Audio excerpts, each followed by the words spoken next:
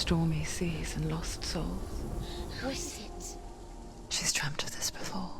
It's coming. Is it? They say dreams are visions of our memories, thoughts and fears, as seen by our inner eye.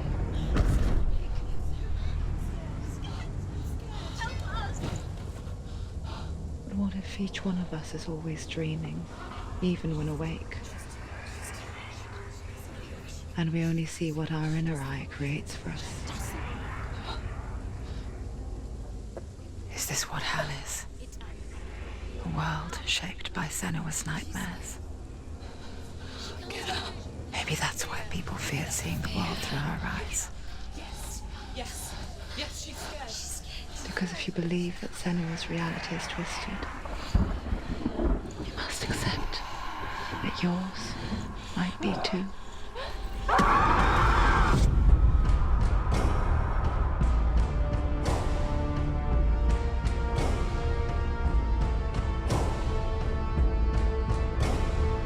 Hellblade: Senua's Sacrifice is a video game about Senua, a Celtic warrior on a vision quest into Viking territory. But what sets our hero Senua apart is that she suffers from severe psychotic mental illness. He knows she's getting closer. He can feel her coming closer. She's getting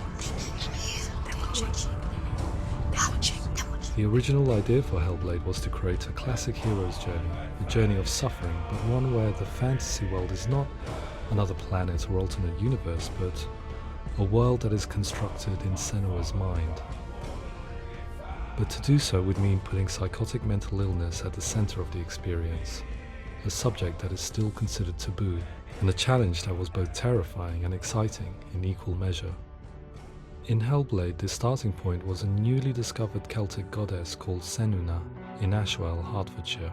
When first discovered, her name was thought to be Senua, a name which I liked and kept. I wondered if Senua might have been a Celtic warrior like Boudica who stood up to the Romans.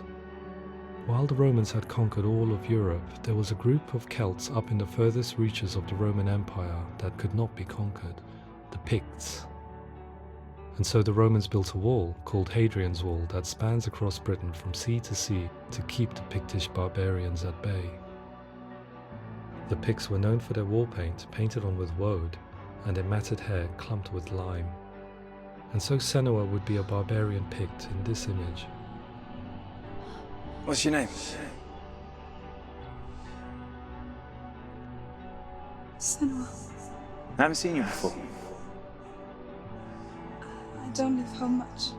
Oh, Zeno's daughter. I have to go. Wait. Orkney is off the coast of Scotland and was inhabited by the Picts, steeped in history and mystery, and so I made Orkney Senua's home and set the stage for a crisis.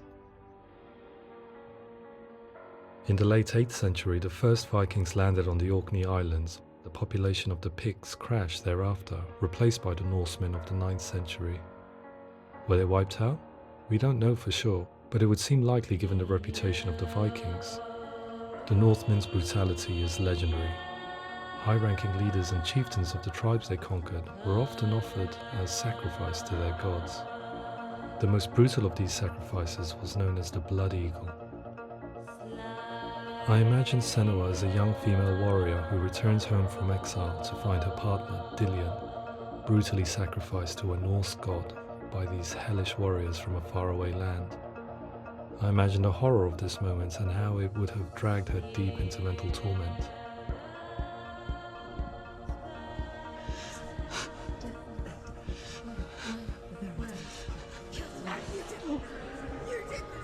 No!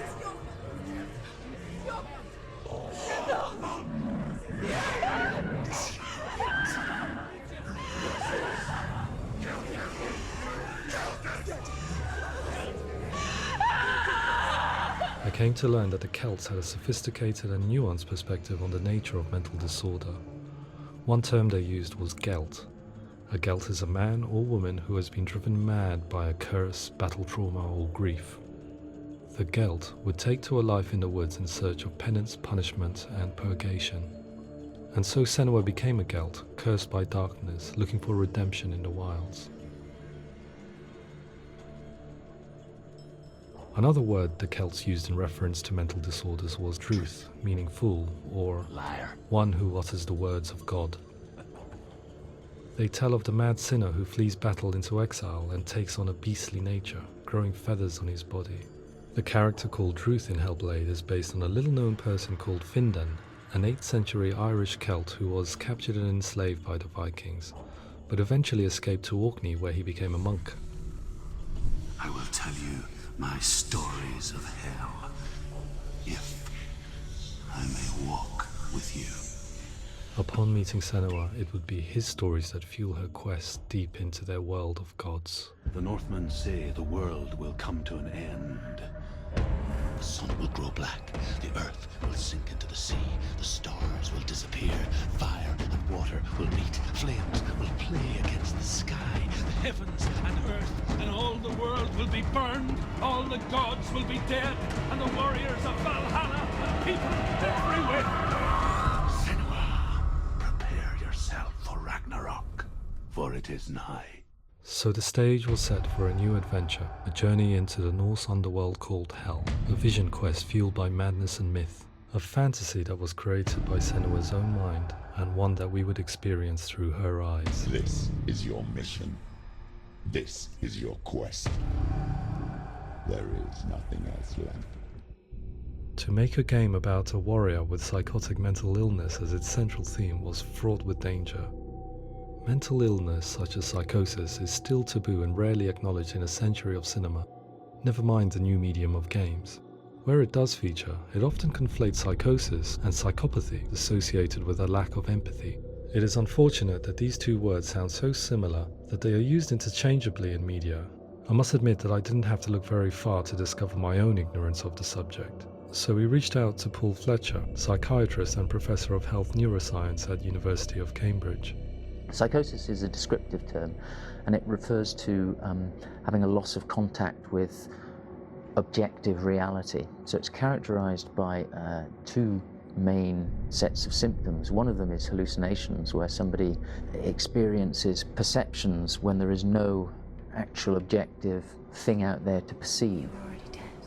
Who are you?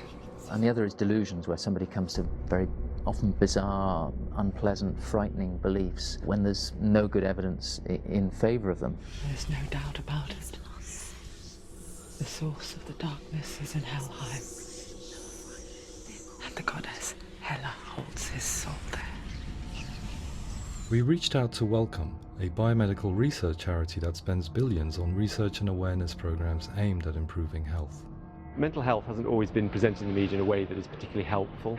It can be challenging to engage people with the subject matter, and there are a lot of preconceived ideas about mental health, and particularly schizophrenia and psychosis. So we hope our support allows the team to continue to collaborate with Paul Fletcher and with those who have experience of psychosis to create a game that provides a fresh perspective on the condition and allows audiences to engage with it in a way that just wouldn't be possible in any other medium. What started out as a brief consultation convinced me that we were only scratching the surface of an immensely deep and interesting subject that could enrich and change the very nature of the game. That's cool. Thanks so much for coming. Pleasure. Thanks. It's really interesting for me, and I'd love to be involved. It's fascinating. Absolutely. Our understanding of psychosis is still very much a mystery, and ways of treating it are still primitive compared to physical illness. After all, it is easy to see the pain and suffering caused by physical diseases or physical trauma. It is not so easy to see the mental suffering and trauma of severe mental illness. But what if we could find a way to see it? Games are capable of drawing you in for hours on end, playing the role of a character who is different from you, experiencing their perspective, and actively involving you in a world that functions with a different set of rules. That voice is not a command. Use that voice. Calls you to your death. It's an evil voice. If we were to represent Senua's psychosis, we would have to simulate voice hearing, a common attribute. But how can we simulate something we have no first-hand experience of? Professor Charles Fernyhough, a leading expert in voice hearing from Durham University, offered his help. Hearing voices is an experience that is usually associated with severe mental illness, and crucially we know that hearing voices is a part of ordinary life for many people who don't meet the criteria for mental illness. Yeah.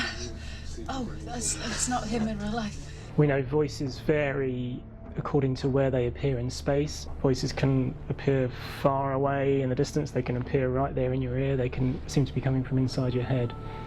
Based on the information Professor Fernie Ho provided, I put together a sound brief and invited some actors to the studio. We recorded the actors using a binaural microphone, which records the 3D spatial position of sound, replicating the way sound is heard by human ears.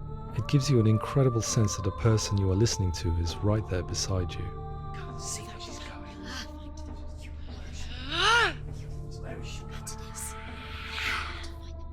Rachel Waddingham from the Voice Collective came to our studio with 2 young voice hearers to speak to our team. We talked at length about their experiences and they listened to our tests, giving us feedback on how we could improve on it. Everyone hates her. She's cursed. It's very hard to represent what this experience is like, partly because it's such a personal, intense, emotional experience.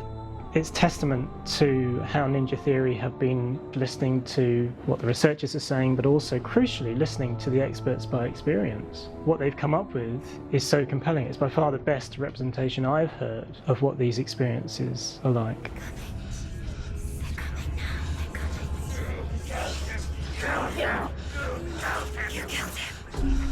Other common attributes of psychosis are visions and flashbacks.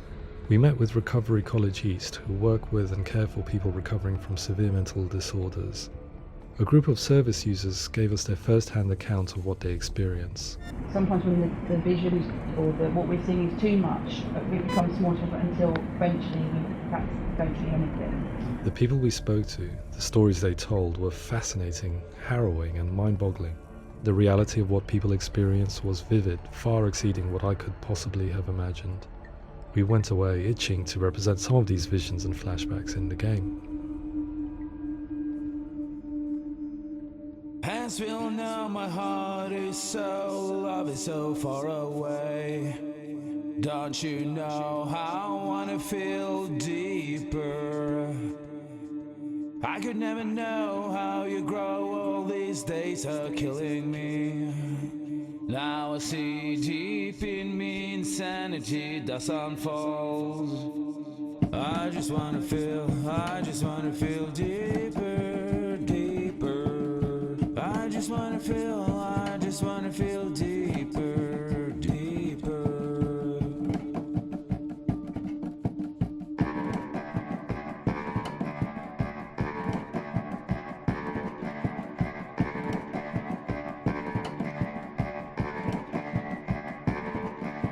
As we all know, my heart is so, love is so far away. Don't you know how I wanna feel deeper? I could never know how you grow, all these days are killing me. Feel like this, read like this, I just wanna live that song. I just wanna feel deeper, deeper. I just wanna feel deeper, deeper.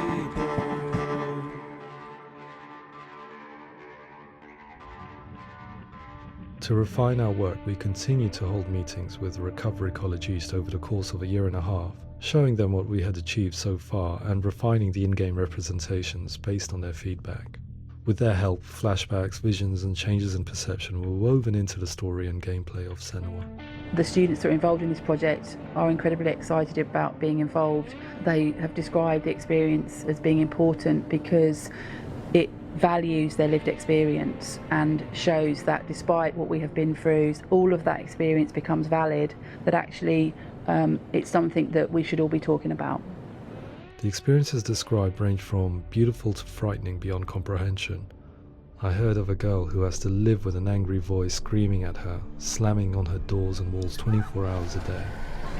I met someone who would often see hanging corpses in a room, so real that she would sometimes try to rescue them.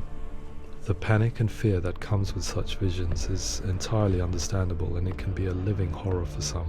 Worthless, weak, pathetic. Go on, feel sorry for yourself, because there is no one left to do that for you. I was urged by one fellow that we should not shy away from showing this horror, and so I was perpetually torn in making Hellblade. Had we gone too far with our representations or not far enough? broken and lost. Just like your soul. Come on.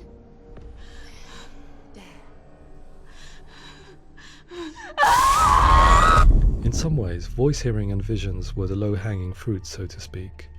There's another aspect of psychosis that is much harder to explain, but one that I think video games are uniquely able to represent, which are often called delusions. People begin to see patterns in the world. They begin to link things that most people wouldn't link. Most of the things that we might think would be coincidence or, not worth commenting on. Nevertheless, that might have a particular salience or importance for them. One individual described how everyday words, sounds, colours and objects were steeped in meaning to him, forming a strange and sinister puzzle that he was determined to solve but could not quite get to the bottom of. It's not just brain dysfunction. It's not like the system shut down. It's actually an incredibly creative process. The person creates a world populated with voices and phantasms and terrors, and they're completely immersed in it. They believe in it. We often invite people into the studio to play the game. In one of our playtests, they played through much of the game, making associations between runes, secret messages, and the threat of darkness that stalked them. There are many things that happen in the world of Hellblade that make perfect sense within the context of Senua's mind. The dark rot that's killing her slowly from within, the secret runes of the gods that block her path to Helheim, and strange associations that exist in the game to confuse you. To complete Senua's quest, you have to internalize and accept the logic and meaning behind these things to progress. Afterwards, they said that they didn't see much evidence of mental illness in the game. People with delusions of all sorts would argue the same thing, that they are not aware of their experience being abnormal in any way. I need this sword. It's important. Representing perception changes and thinking patterns within Hellblade gives us a set of symptoms common in psychosis. But people with lived experience were keen to emphasize another point, that it is wrong to define a person by their symptoms. Quite often, the illness comes not from the symptoms, but from the stigma, isolation and mistreatment that comes about from the rest of society. They say that I'm cursed. What if they're right? I needed someone to portray Senua, someone who could believably internalize her suffering.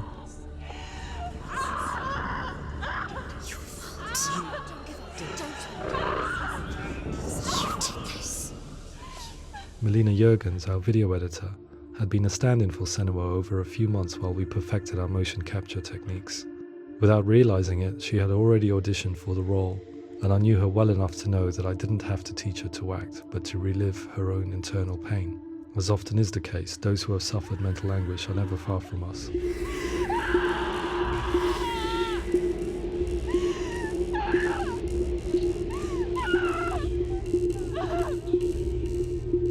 My hope is that by creating a compelling and aspirational character in Senua who feels very much real, albeit in a fantasy setting, we can provide a lens into her reality, a different one to yours, and this is where storytelling comes into play. I imagined her life based on common threads in real people's lives. She was always prone to psychosis as a child. Her mother Galina also heard voices and had visions, so perhaps there was a genetic aspect. Or perhaps it was cultural, as she lived within a world without science, of gods and a superstition, as exemplified by her druid father Zimbal. Psychosis developed in her late teens to early 20s and was exacerbated by stigma and isolation at the hands of the clansmen and her father. This darkness. It's spreading. The trauma of seeing her lover Dillian sacrificed tips her over the edge, making her remodel her reality around a concept that connects everything: the darkness. So the question, is what Senua experiences real? Can only be answered by saying, yes, it is real. It is her reality. All of her suffering will have been for nothing. It's just a matter of time. Towards the end of the project, service users and professionals that had collaborated with us were invited to see the near-final game. It was a chance to see if the game had reflected their views or if it had misrepresented them. For me, being involved in especially developing Senua's character has been really important, and being able to bring in my perspective and what I see and what I hear and having that built into the game has been a real privilege. It's gritty and it's meaty, and there are some tough subjects in there that are being tackled with honesty.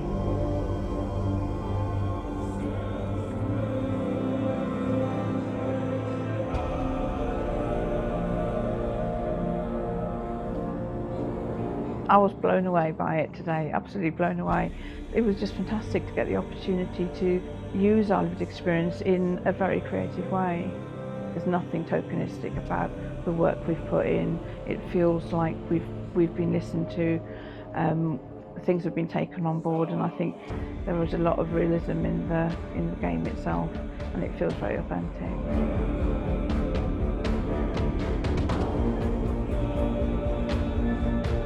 Hellblade will give people a good experience of what it's like to hear voices and have those experiences. I'm glad that the guys at Ninja Theory have asked us to come along and help them build an experience that's positive when it comes out, and get myself a copy and have a go.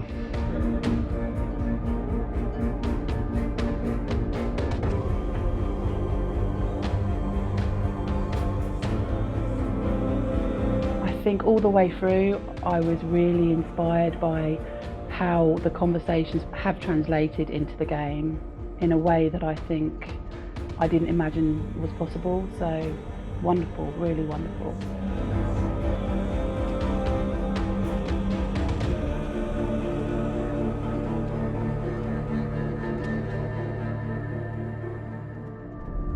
I really hope that others will follow the lead they've set and use the power of something like a video game to change people's perceptions, to increase understanding, and ultimately to make some of the stigma around voice hearing and other experiences go away.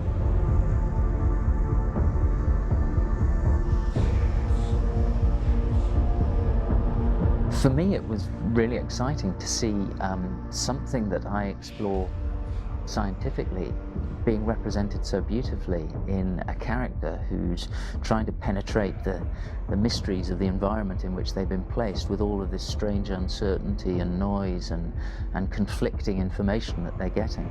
I'm very excited by this way of trying to represent mental illness, because I think it actually might be offering us insights that we wouldn't get from pure scientific explorations, and actually giving us quite an empathic view of what it might be like.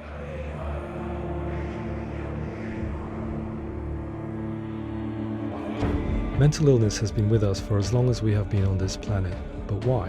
Why hasn't evolution stamped out this weakness from within our gene pool? I often pondered this question until I realized that the question had an inbuilt flaw. It assumes that being and thinking differently is a weakness. The only reason we have computers, spacecraft, medicine, poetry, art, and yes, even video games is because individuals were able to simulate new abstract realities in their minds and share them with the rest of us. We need people to be willing to see differently in order for us to progress and survive as society. And we need to be open to these new ways of seeing. And it is this spirit that motivated me to create Senua's story and share it with you.